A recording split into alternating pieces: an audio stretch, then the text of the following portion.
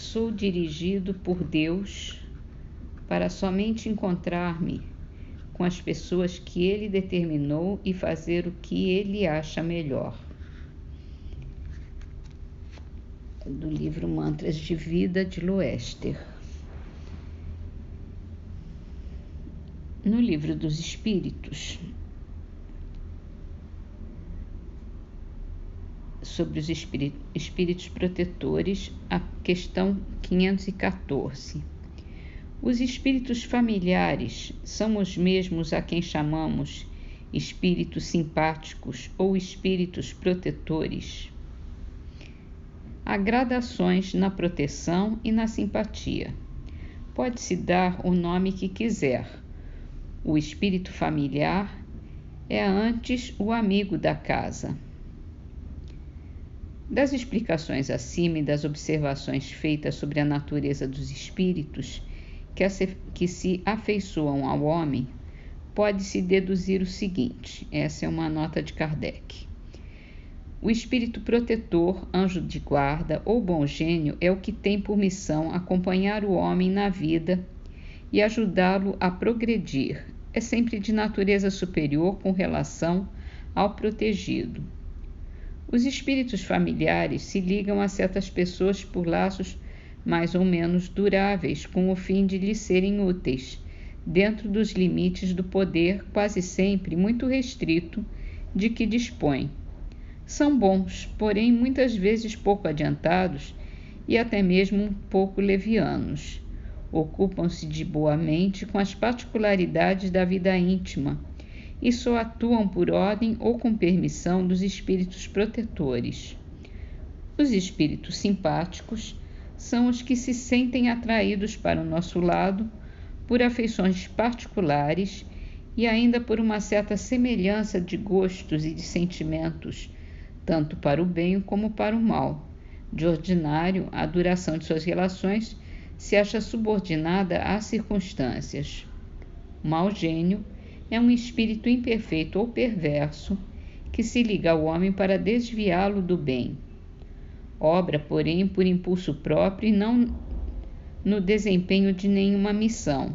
A tenacidade de sua ação está em relação direta com a maior ou menor facilidade de acesso que encontre por parte do homem, que goza sempre da liberdade de lhe escutar a voz ou de cerrar os ouvidos.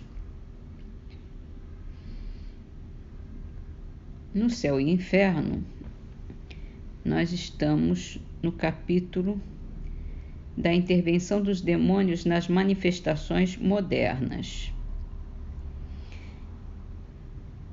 Nas 3 categorias de anjos, segundo a Igreja, uma ocupa-se exclusivamente do céu, outra do governo do universo, a terceira está encarregada da terra. E nesta se encontram os anjos da guarda, nomeados para a proteção de cada indivíduo. Somente uma parte dos anjos desta categoria tomou parte na revolta e foi transformada em demônios.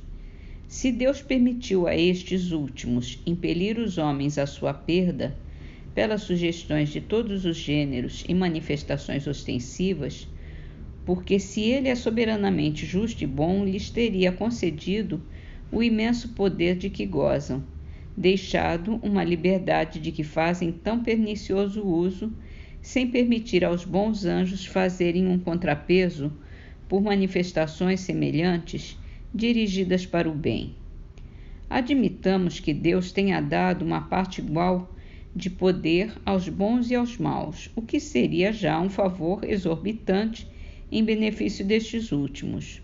O homem, ao menos, teria sido livre para escolher, mas dar-lhes o monopólio da tentação com a faculdade de simular o bem a ponto de enganarem para seduzir mais facilmente seria uma verdadeira armadilha montada à sua fraqueza, sua inexperiência, sua boa-fé.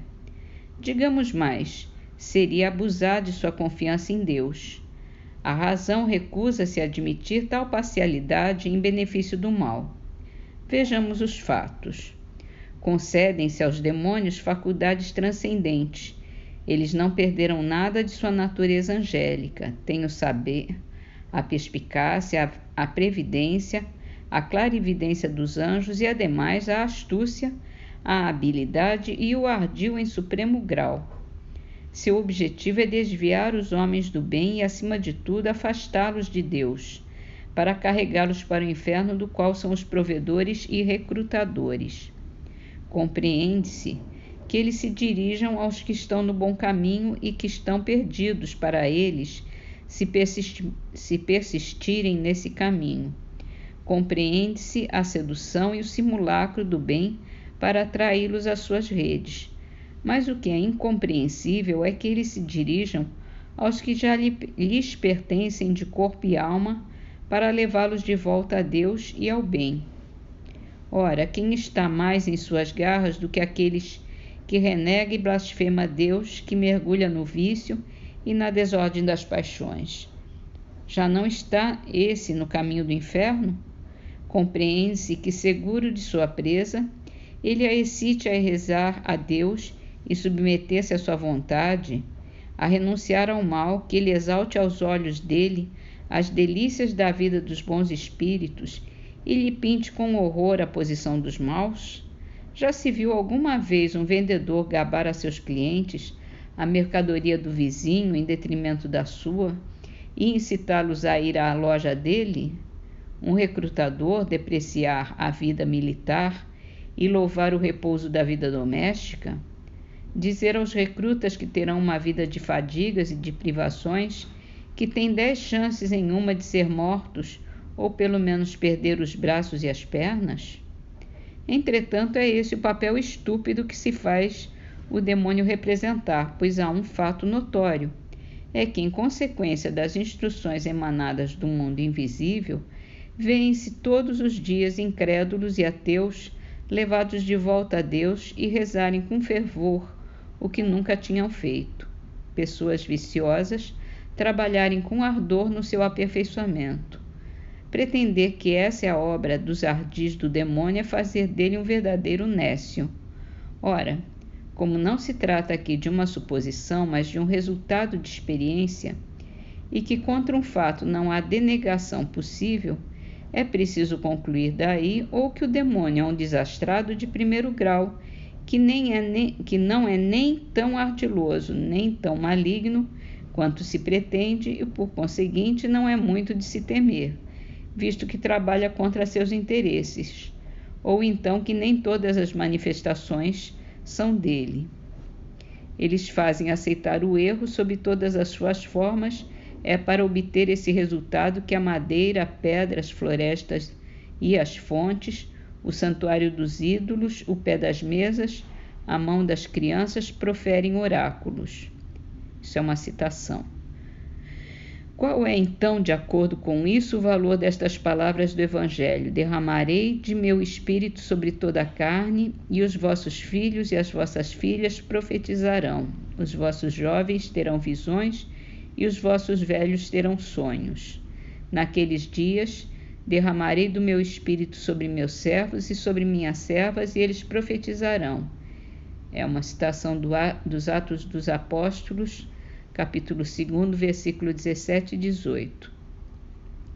Não é a predição da medianimidade dada a todo mundo, mesmo às crianças, e que se realiza em nossos dias? Os apóstolos lançaram um anátema sobre essa faculdade? Não, eles a anunciam como um favor de Deus e não como obra do demônio. Os teólogos atuais sabem, portanto, mais sobre esse ponto do que os apóstolos. Não deveriam ver o dedo de Deus no cumprimento dessas palavras? Por meio dessas orações da magia moderna, vemos se reproduzirem entre nós as evocações e os oráculos, as consultas, as curas e os prestígios que ilustraram os templos dos ídolos e os antros das sibilas.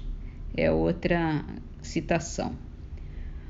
Onde se veem as operações da magia nas evocações espíritas? Tempo houve em que se podia crer na sua eficácia, mas hoje em dia elas são ridículas. Ninguém crê nelas e o espiritismo as condena. Na época em que a magia florescia, tinha-se apenas uma ideia muito imperfeita sobre a natureza dos espíritos, que eram olhados como seres dotados de um poder sobre-humano. Eram chamados para obter-se deles, mesmo ao preço da alma, os favores da sorte e da fortuna, a descoberta dos tesouros, a revelação do futuro ou filtros.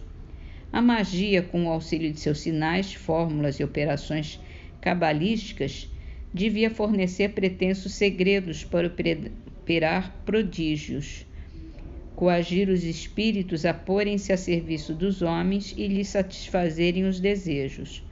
Hoje se sabe que os espíritos não são senão as almas dos homens, não são chamados a não ser para receber os conselhos dos bons, moralizar os imperfeitos e para continuar as relações com os seres que nos são caros.